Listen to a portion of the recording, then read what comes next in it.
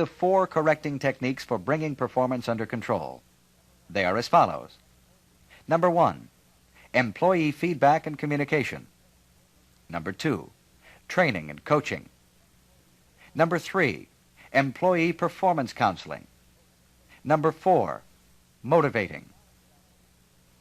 Number 1, employee feedback and communication is most frequently used, and simply is describing to the employee the current level of performance and corrections needed in order to get performance back on target.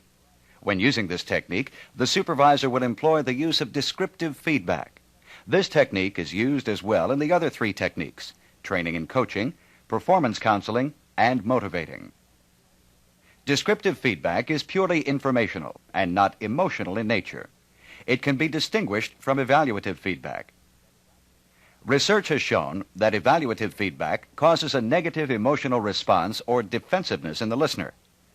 This defensiveness blocks effective communication.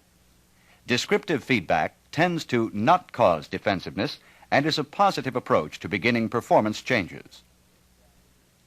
When giving a typist descriptive feedback, the supervisor would make the statement, "Mary, I noticed 3 typos in this memo," as opposed to saying, "Mary, you sure make a lot of typographical errors." The I message is perceived as reporting information that focuses on the observed problem or behavior. The you message is perceived as attacking and focuses on the person, not the problem. In addition, good feedback is specific instead of general in nature. For example, Jim, I noticed that several production errors of the same type were made at your workstation. The first was a part missing on Tuesday morning. The second was an improper solder joint on 3 units Wednesday afternoon. And the third was a broken wire harness on Thursday. This specific feedback is preferable to a general statement such as, Jim, you certainly are a careless employee. Good feedback is also timely instead of untimely. The closer to the observed performance deficiency, the better. A statement such as, "Joan, 3 months ago you made an error," is not helpful from a control standpoint, nor is it timely enough to be useful.